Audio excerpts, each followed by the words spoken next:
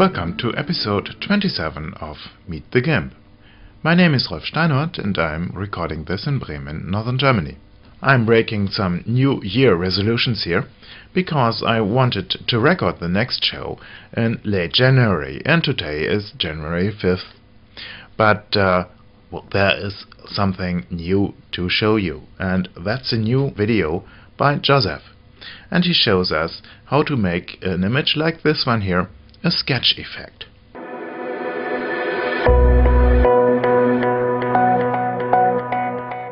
Hi, my name is Joseph, and today I'm going to show you how to create a sketch effect in GIMP 2.4. To begin with, I'm going to duplicate these layers, and I'm going to turn one off because I like to have one in case I come back and experiment later. The next thing that I'm going to do is rename these layers just so that I know what's going on here, which layer I'm on. And I'm going to go ahead and select the top layer, and then I'm going to go over here to our filters, blur, Gaussian blur. We'll go ahead and move the preview around till we get to a spot where we can see some lines. And the blur radius is very important here. What I've done is created two little previews here to kind of show you the differences that you can get with, say, a 30 blur radius versus a 5 blur radius. For this tutorial, we'll try a 15 and see what we get there.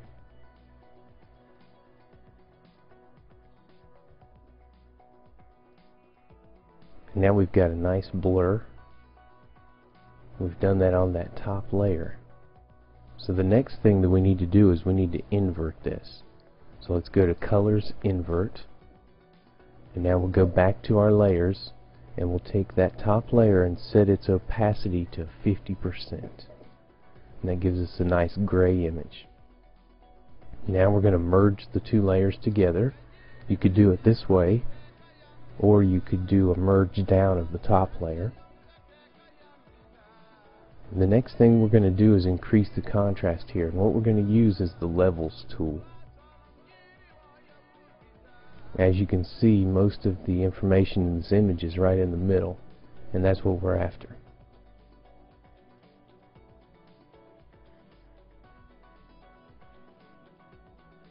So here we're going to take the middle slider, and we're going to get the picture to become a little more white by sliding that a little to the left. And now you can see that the lines are starting to come out, but we've still got color. So we'll go to Color, Desaturate. I'll set mine to Luminosity, and now we've got a black and white image. Now we're going to go back to our Levels tool. We'll tweak in the contrast just a little bit more.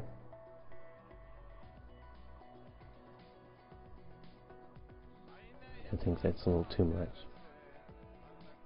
And again, we're going to drag this middle slider. I think we need to drag it a little more. There we go. So now we've got a good sketch effect, except for the sketch goes all the way to the end of the page.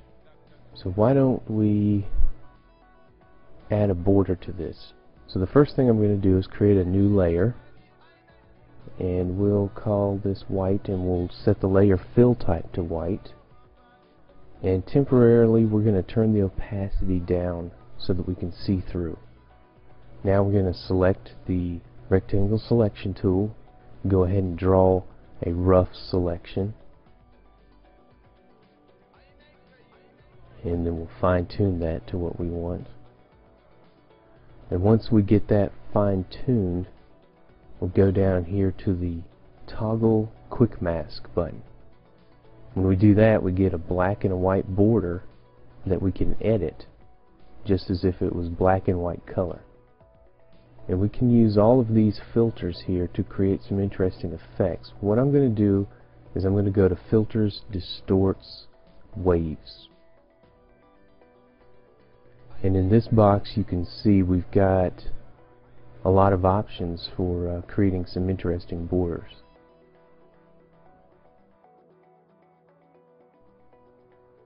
I'm going to go with a gentle little wave.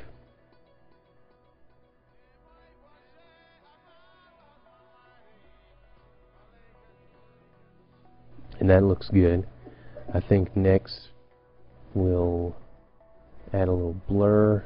No, let's do something a little different. How about noise and spread?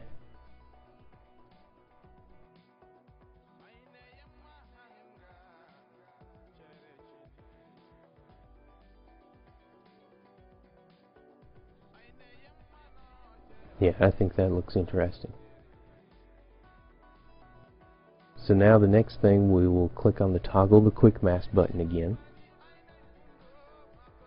And you can see here that our marching ants have come back, and that means that we've got a selection. So I'm going to add a layer mask to that layer. We'll set it to white for full opacity, and now that is selected and the selection is valid in there. So we can drag black directly into that selection and make our area there completely transparent. So now we'll do select none, go back to our layer that we temporarily set transparent, and we'll turn that all the way up to full opacity. Now I like this method because later on, if you want to change the color of your border, all you have to do is drag a color into that layer, and now you've got a different colored layer.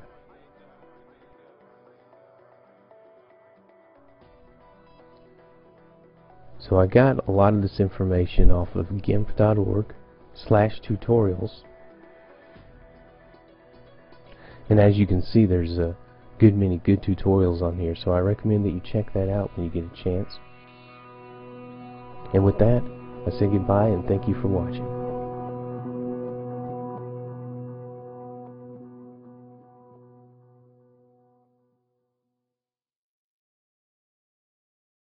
That's a nice effect, isn't it? And nice kids too.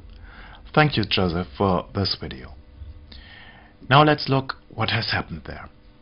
I have prepared here an image, not so nice, but I have here a gray gradient from black to white, and a white and a black area.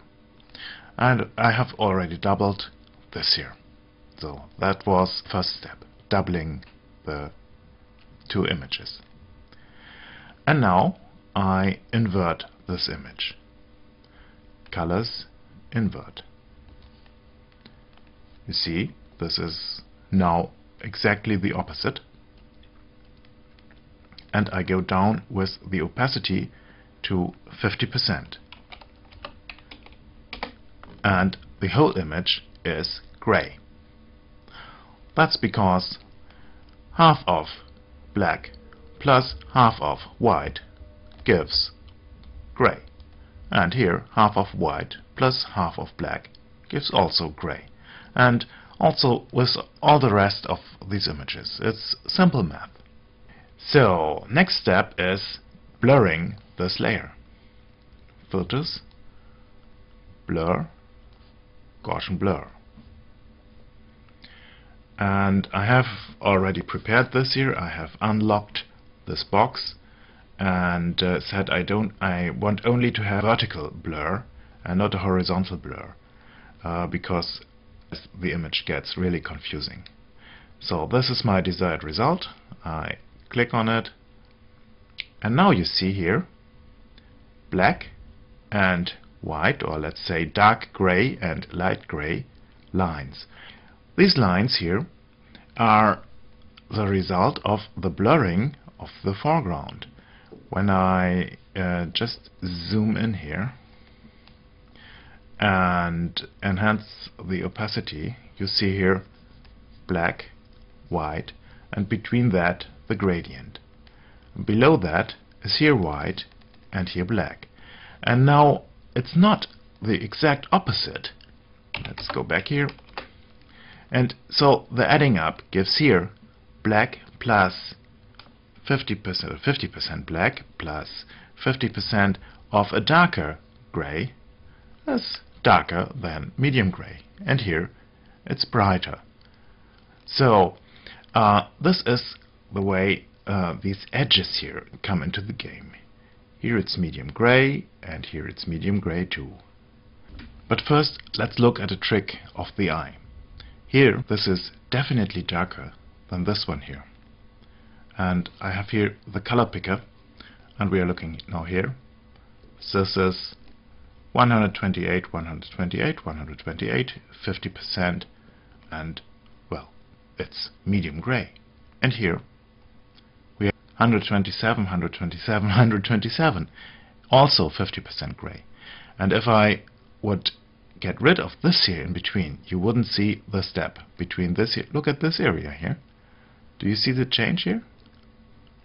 It's a little shade, but this is a trick of the eye. This is basically the same color, and that we have here 127 and here 128 is a rounding error, because well, 255 divided by 2 is either 127 or 128 if you have no floating point. There will be an interview with Joel about 8 to 16-bit, which explains this better. I have forgotten something. I have forgotten to merge these layers. Layers, merge down. I hope I'm on the top level. Yes, I am. And now again.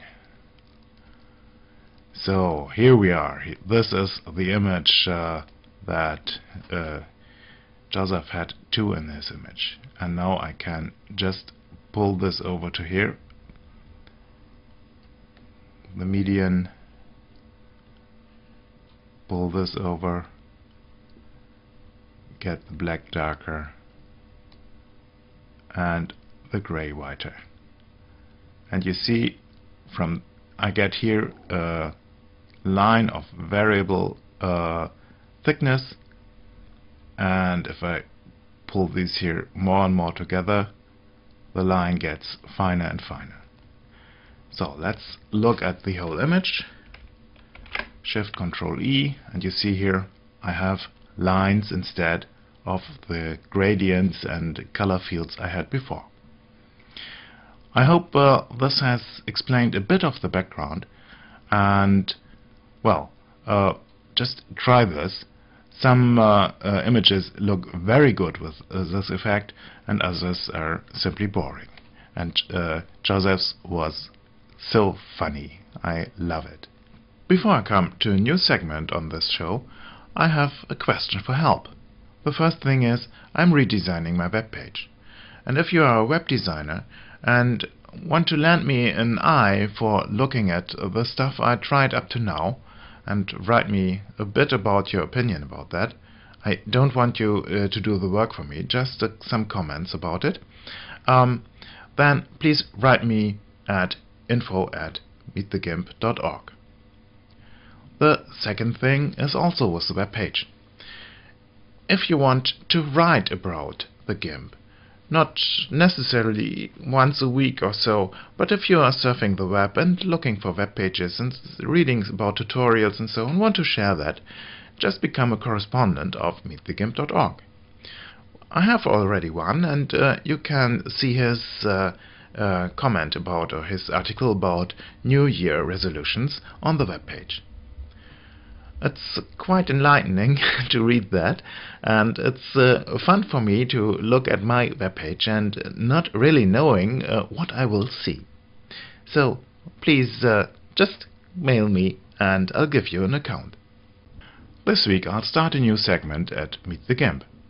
If you go to the homepage, and down there on the right side you'll find the way to the photo group at 23hq.com, and there a lot of your images are shown, and from week to week I'll put one of them, I'll take one of them and say something about it. And today I'll take this one here. It is made by Meinzelmann at the Fireworks, and he asks for comments regarding the white balance and the colors in this image. And I think it's worth looking at. I have commented, but that was only in German. Okay, let's have a look. This is his image, simply pulled off from the website and dropped here on the toolbox, and then GIMP opens the image from the web. And now let's have a take at this.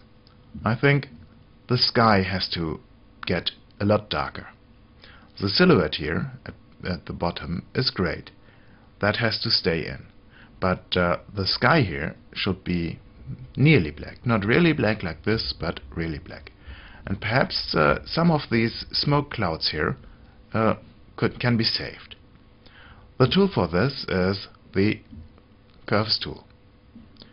And let's have a look. Here it is.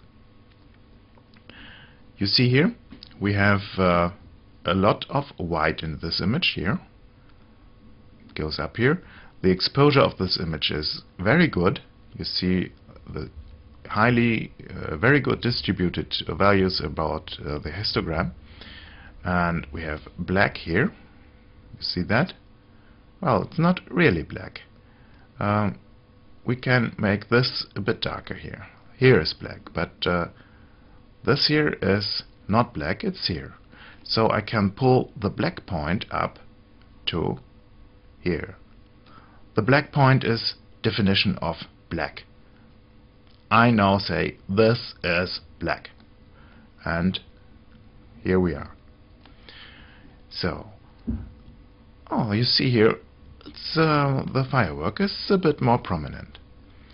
And now I just want to make this here darker. You see here, this happens all around here. So I place a point here and just pull the curve down. I have to leave a bit of room here for the silhouette. And I think I think this is the important part of the silhouette. If this is lost, it's not that horrible. So I pull this down here, and I get the silhouette is still there. Here, yes, you can just imagine it there. And now this area here is dark, this is white.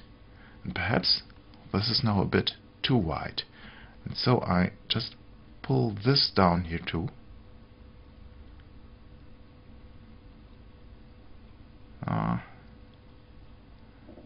Let's try it this way here.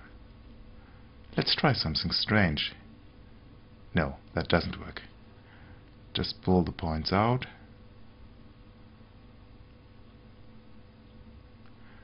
I haven't tried this before, so a little bit of experimenting.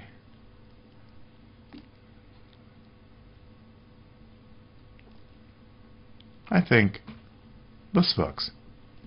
At first looking, I thought to make the image a bit warmer, but now the colors come out very good. But I think this is it for this image. And perhaps next week is your image here on Meet the GIMP. I think this was it for this week. Goodbye. Photocastnetwork.com, your photography resource in the potosphere. Photocastnetwork.com